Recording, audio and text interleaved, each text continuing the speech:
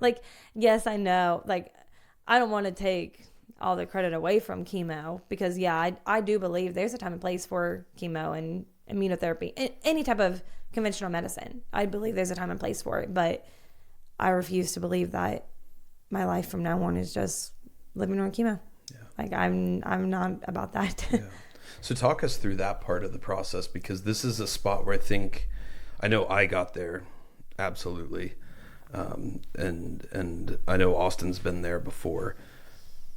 I think it's something that most people who battle cancer get to it at one time or another, of this idea of just feeling like this chemo strips away my humanity. And that we talk about that all the time. That's absolutely what it does.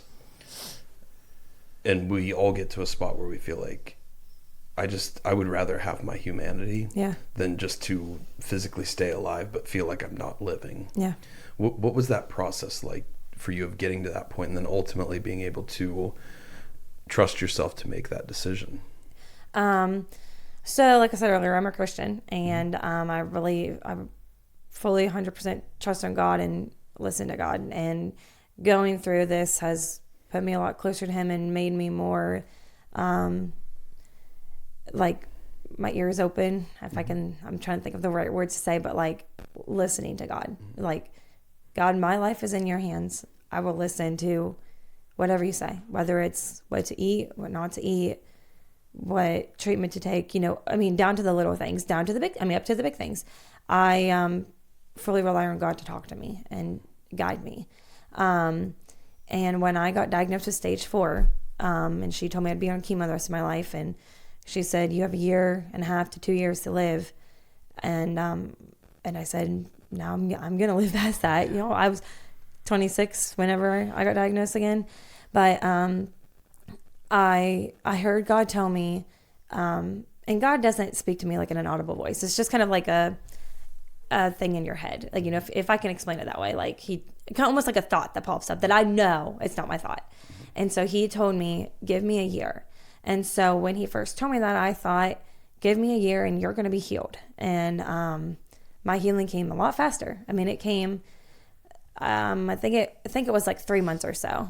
And everything, time blurs in. So my timeline can't be 100% right. But anyway, so when my first PET scan came back and my doctor was like, there's absolutely no evidence of disease, we were all happy. And I was like, God, what was that year then? And, they were like, we need to stay on chemo, and now it's maintenance chemo. And so then I felt like He said 1 year of chemo, 1 year of treatment.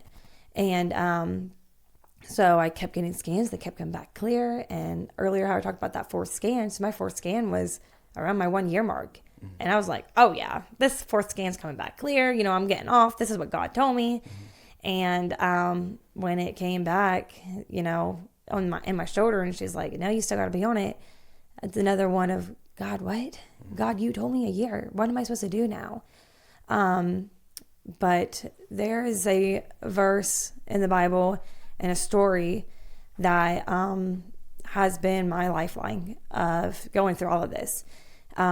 It's a story in Luke, and you have to forgive me, chemo brain. I cannot think of exactly where it's at. We understand. Yeah, chemo brain, toddler brain, whatever you want to call it, both. Maybe a combination of the two. But I know it's in Luke, and I think it's in the 9th chapter where Jesus is healing people. He's doing miracles. Mm-hmm. And there's this verse that says, they were all amazed at the mighty power of God. And that has been my verse. I tell myself that every day. They were all amazed at the mighty power of God.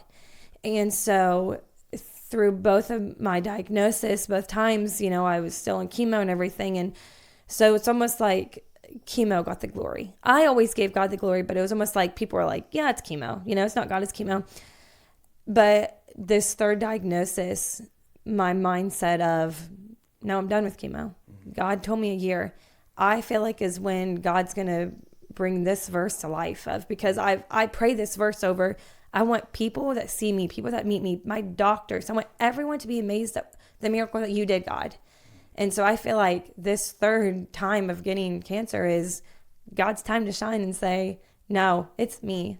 And so that's where I got to that mindset of chemo's failed me too many times. Mm-hmm. How many times can I keep changing up chemo? Mm-hmm. What's going to happen if I run out of a chemo? You know, there's no more chemo options. And so I'm like, I'm done with it. I'm done with feeling like utter crap.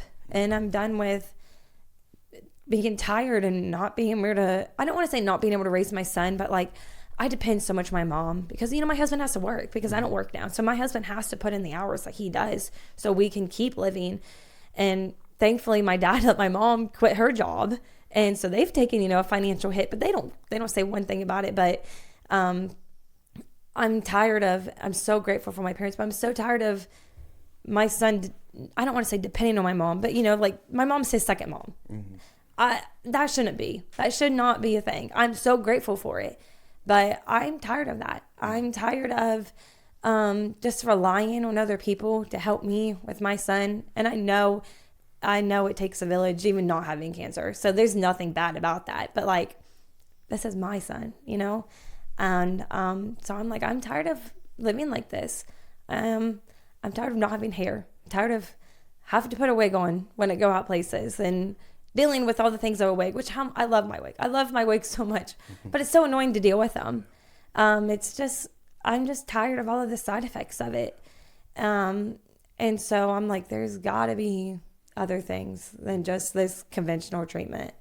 And so I'm obviously relying on God, but then I also believe God gives us common sense, and I can't just be like, okay, God, here's my life, and you're just gonna do your job and me not sit back and do nothing. And so like back whenever I said about I'm listening to God has completely changed my diet. I mean, like I have tried cutting out sugar a long time ago and I just couldn't do it. You know, they talk about sugar addiction and everything, but like right now I feel like God told me you need to cut out sugar.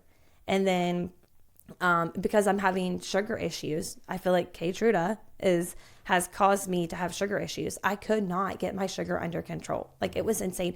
Even if I didn't eat all day long, I checked my sugar the next day, it would be well over 150. I'm like, why? Oh, wow. Yeah, why? Do you have diabetes? Or no, never. But I have come up. Yeah, and I have seen where people get type 2 diabetes from Keytruda. Wow. Yeah. And so like that's one of the side effects, you know, people don't talk about. And so I'm like dealing with sugar issues. And so I feel like God said, you need to cut out sugar. And then so I'm on a Facebook page of like healing triple negative breast cancer naturally. And a girl I talked to on there went to a naturopathic doctor in California, and I was able to do a virtual visit with him. And he told me to also cut out carbs, which never thought about that. You know, carbs turn into sugar too, because I was still having sugar issues after cutting out sugar. And so it's been about 2 weeks since I've cut out carbs, and my sugar is just now in the mornings, like still kind of high for what I would think, because I'm also fasting every night. It's in like the high 90s. But I mean, hey, at least it's under 100 like it's supposed to. Yeah. That's all I could hope for personally, was just keeping it under 100. Yeah. Because it was, I mean, even because Matt had me pretty much, I mean, it was like 40 grams of carbs a day with training on top of that. So I'm obviously utilizing all of that. And it was still like, especially during the treatments, was just like 98, 102, 104, 98, 102. It's so frustrating. It seriously was, because I never had a problem with it prior. Yeah. So, same to you. Like it was never a problem. But I think the chemo, and especially the immunotherapeutic regimens, there was always just like these weird nuanced things that were happening with them. So that's really interesting. Yeah. Observation. Yeah. So, I mean, right now I feel like I eat like nothing because it's, but I'm, you know, I've spent so much money here recently on natural stuff, you know, because I'm not ignorant. I know I have to do my part. But I believe God put things on this earth for us naturally to heal things. I mean, what did they do before chemo? You know? And so I'm like, there's other things that I'm going to give it a shot. I don't want to say I'm dying, because I'm not, but I'm almost kind of at the mindset when I go back to my doctor, and if they're against it, I'm going to say, you told me I have 1.5 to 2 years. I tried a year. If I only have a year left, let me try whatever I want to try. Yeah. You know, I don't believe I only have a year left, but that's the mindset that I'm at. Like, let me try what I want to try. If you're saying that, then why not? So I'm trying all kinds of different supplements and mistletoe injection. They treat in Europe cancer with mistletoe. So I'm going to give that a shot. You know, I'm like, right now, give me whatever natural things, you know, I'm doing all kinds of things. I'm reading a book, How to Starve Cancer. You know, I'm like going at this full force of what can I do? What can I do myself? You know,